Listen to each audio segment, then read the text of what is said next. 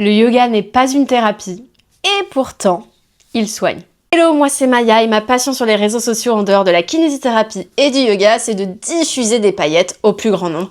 Et aujourd'hui, je le fais en t'expliquant comment le yoga peut soigner alors qu'il n'est absolument pas une pratique médicinale. On ne s'en rend pas toujours compte parce que c'est arrivé doucement, mais notre façon de vivre a radicalement changé en un siècle.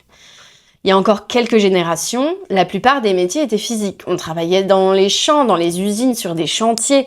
Les journées étaient épuisantes parce qu'on bougeait trop. On portait, on marchait, on grimpait, on utilisait notre corps H24. Et bien sûr, on se rappelle tous de nos anciens, de nos patients, douloureux, déformés par des années de travail.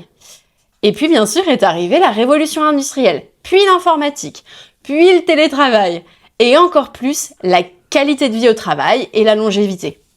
Les emplois manuels ont laissé place aux emplois de bureau. Petit à petit, on est passé d'un quotidien où le corps était sollicité toute la journée à un quotidien où il ne bouge presque plus. Et on en était très content. C'était une avancée majeure, beaucoup moins de douleurs et de fatigue causées par le travail. Mais finalement, est-ce que c'est vraiment le cas?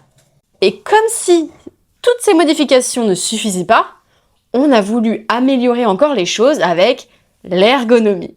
Chaises plus confortables, transport et port de charge automatisé, hauteur de bureau et d'ordinateur optimisée, configuration des souris, objets du quotidien pensés pour éviter l'effort. On a tout optimisé pour ne plus avoir à se faire mal. Résultat, on a presque éliminé toutes nos occasions naturelles de bouger dans notre journée. L'imprimante est directement à côté de nous, la souris pile poil bien angulée sous la main, le clavier parfaitement aligné, la graffeuse à portée de main. Aujourd'hui, on passe en moyenne plus de 10 heures par jour assis, devant un écran, dans une voiture, à un bureau. Et notre corps, qui a été conçu pour marcher, grimper, courir, respirer, se retrouve figé. Résultat, on a une explosion des maladies dites de civilisation. Diabète de type 2, maladies cardiovasculaires, troubles musculo-squelettiques, douleurs diffuses qu'on a complètement normalisées, dépression, déclin cognitif. Et c'est pas juste un petit truc. L'OMS classe maintenant la sédentarité parmi les principales causes de mortalité évitables dans le monde. En fait, on est passé d'un quotidien extrême à un autre sans juste milieu. D'un quotidien éreintant à un autre étouffant. Le progrès est en train de tuer notre corps. Quand on bouge peu, tout se détériore. Nos muscles fondent. Et pas seulement les gros muscles visibles, les muscles posturaux, les muscles profonds, ceux qui nous maintiennent debout et nous stabilisent, ils s'affaiblissent aussi. On perd de la force, de l'équilibre, de la stabilité articulaire. On devient raide ou au contraire hypermobile en fonction de notre génétique à chacun. Chaque mouvement demande plus d'efforts. La mobilité diminue. Le simple fait de se pencher en avant ou de lever les bras en hauteur devient un véritable effort. Vraiment, ce truc des bras, je le vois tous les jours en cabinet avec des gens qui ne s'inquiètent même pas de ne plus être capable de faire ça, mais juste parce que tous nos placards sont à portée de main. On n'a plus rien à faire. Et bien sûr, quand on bouge moins, on respire moins bien, on ventile moins, notre cœur est moins efficace, nos muscles souffrent de ne pas utiliser toute leur course. Imagine ton biceps bloqué comme ça pendant 48 heures, forcément, le jour où tu vas essayer de le tendre ou de le plier un peu plus, il va avoir mal. Mais ça, on est en train de le faire pendant des années avec tout notre corps. On est figé. Notre cou commence à moins bien tourner. On n'a plus toutes nos amplitudes. Nos genoux commencent à moins bien supporter notre charge. C'est une vraie catastrophe sanitaire. Surtout que ce manque de mouvement n'est jamais isolé. Il s'accompagne presque toujours d'une cascade d'autres trucs qui sont pas ouf. On dort moins bien, on digère moins bien, on gère moins bien le stress, on mange plus vite, plus sucré, plus transformé. Notre système nerveux reste bloqué en mode survie. Notre inflammation de fond augmente. On se fatigue plus vite. Et petit à petit, on s'éloigne d'un état de santé global. C'est pour ça qu'on voit aujourd'hui tant de personnes venir consulter pour des douleurs chroniques, des tendinopathies multiples ou à répétition, de la fatigue, de l'anxiété. Alors qu'en réalité, à la racine, c'est leur hygiène de vie entière qui est en souffrance. J'ai même eu des formateurs en formation de kiné avancée après l'école qui nous disaient qu'à partir du moment où ton patient il n'est pas en bonne santé, son hygiène de vie elle n'est pas irréprochable, ça sert à rien de faire autre chose. Tu dois commencer par ça. Donc si tu me viens avec une douleur de fesses, mais tu me dis tu dors mal, tu manges mal, tu bouges pas assez et tout, faut déjà travailler tout ça pendant 6 mois, et après tu reviens pour ta douleur de fesses. On n'en vient pas à ces extrêmes-là, je choisis quand même de soigner mes patients, mais en fait, il y a quand même un fond du problème qui est réel derrière. Mais j'ai quand même envie de vous rassurer, on ne voit pas que ça en cabinet, on voit aussi des petits bobos, des petites douleurs, qui peuvent paraître extrêmement douloureuses ou graves sur le moment par le patient, parce que elles sont extrêmement douloureuses et incapacitantes sur le moment, mais finalement, elles se passent très vite et sont très facilement réglées. Parce que tous nos organismes ne réagissent pas à la même vitesse ni à la même intensité. Vous sauriez le nombre de patients que je vois que 3 fois, alors qu'au premier rendez-vous, ils me décrivent des douleurs à 7 sur 10, qu'aucun médicament soulage, à ne plus endormir, complètement désespérés. Et au final, on fait un bon bilan et on réussit à trouver 3-4 exercices bien pertinents et hop, on n'a plus rien. On veut qu'ils continuent, bien sûr, à la maison, tous ces exercices. Et vraiment, on peut en venir à bout de toutes ces choses-là, et tout n'est pas dramatique, mais en fait, ça peut l'être, et dans beaucoup de cas, ça l'est. Alors là, tu vas me dire, je pense, ok, donc je dois bouger, je dois faire du sport. Alors oui, mais pas n'importe comment. Surtout que faire du sport ne veut pas forcément dire ne pas être sédentaire. Hein. Moi, je fais du sport, je suis sédentaire, parce que toute ma journée, j'ai pas assez de pas au quotidien, je bouge pas assez au quotidien. Hein. C'est une autre question. Et c'est pour ça que je vais te parler du yoga. Ce qui est intéressant avec le yoga, c'est qu'il coche presque toutes les cases du mouvement dont notre corps a besoin. Il renforce, il étire, il mobilise, il sollicite les muscles profonds, améliore l'équilibre, la digestion, stimule la circulation, réveille la proprioception. Il remet en mouvement les zones qu'on a oubliées.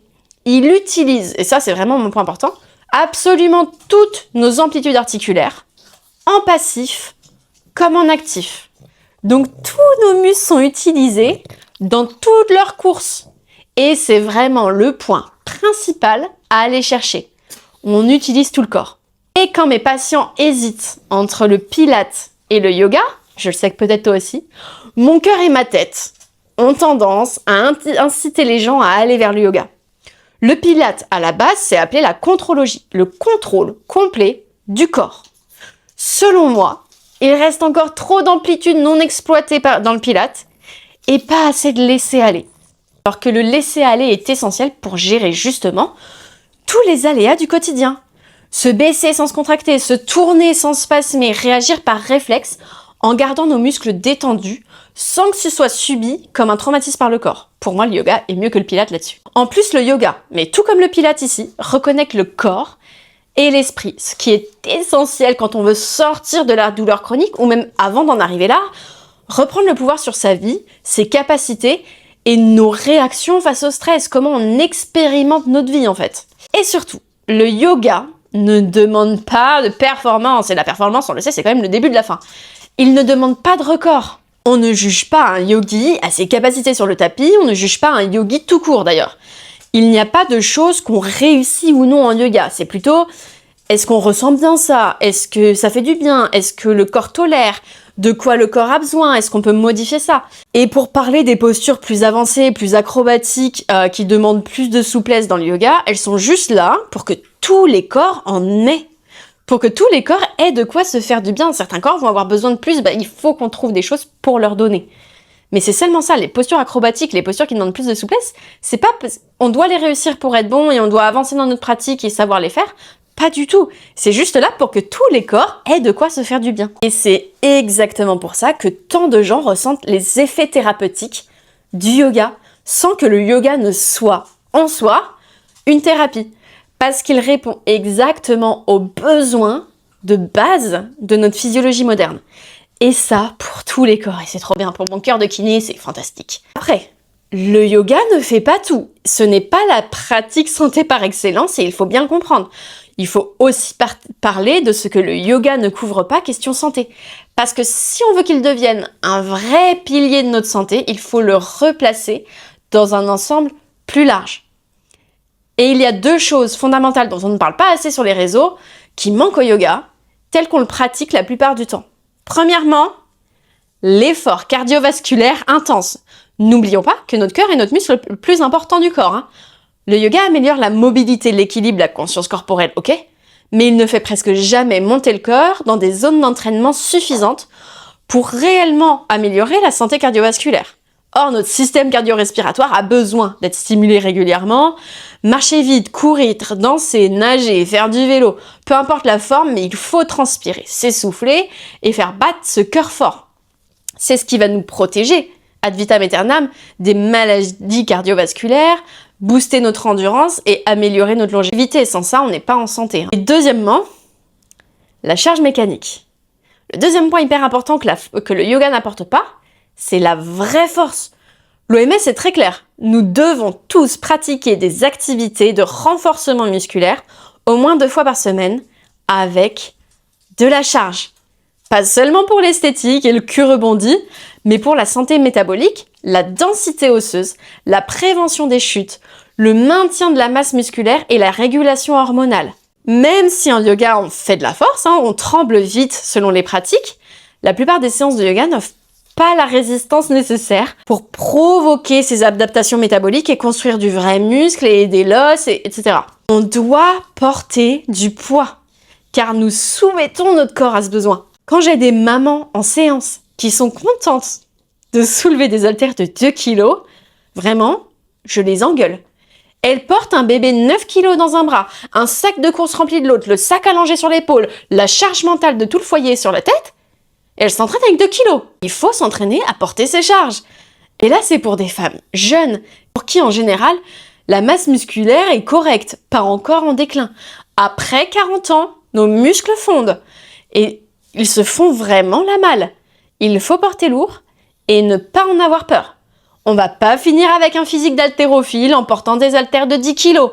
Il n'y a pas de problème. Mais il faut le faire, notre corps en a besoin. On décline trop sinon. Donc, le yoga, c'est l'entretien quotidien dont notre corps a besoin, avec des séances plus ou moins longues. Franchement, 5 minutes par jour, des fois, ça suffit, pour être en pleine capacité. Mais on a besoin de plus pour être en pleine capacité. L'idéal, c'est de le combiner avec des séances de cardio et de renforcement pour créer une hygiène de vie complète et cohérente.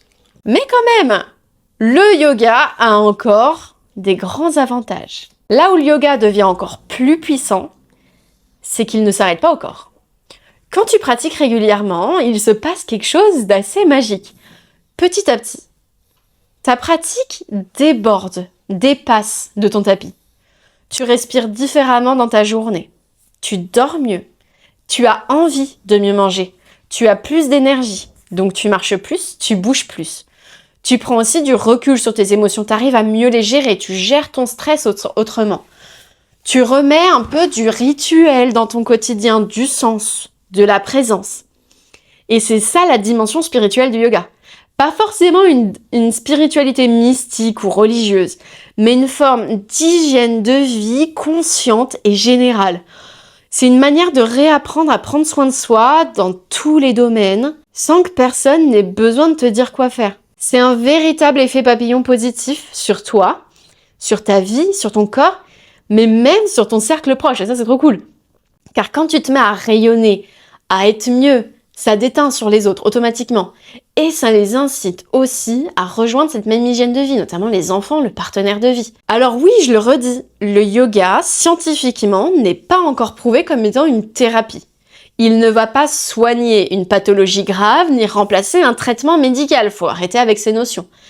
Mais dans un monde où tant de pathologies sont créées par nos modes de vie, il peut être une réponse de choix et surtout une thérapie préventive excellente. Parce qu'il s'attaque à la racine du problème, l'inactivité, la déconnexion, le stress chronique, l'absence de conscience corporelle. Et c'est un vrai accélérateur de guérison quand vous allez voir des thérapeutes. Moi, tous mes patients qui font du yoga, on les soigne beaucoup plus vite. Le yoga remet du mouvement là où tout est figé. Il remet de la vie là où tout s'éteint. Et il t'apprend à redevenir actrice de ta santé. Et ça, crois-moi, c'est souvent le début de la vraie guérison. Et ça t'aidera toujours à guérir plus vite. Donc j'espère que cet épisode t'a plu. Et j'espère que ça t'a donné envie de dérouler ton tapis beaucoup plus souvent ou de faire déborder ta pratique sur ton canapé, dans ton lit, avec tes proches, où t'en as envie. À bouger plus ton petit cul rebondi. Donc, je te dis à très bientôt. Peut-être à la maison Pim. Bisous. Et si t'as aimé cette vidéo, n'hésite pas à connecter avec moi sur les réseaux sociaux ou à rejoindre Maison Pim App, l'application la plus pailletée du marché, avec tes 7 jours d'essai gratuits.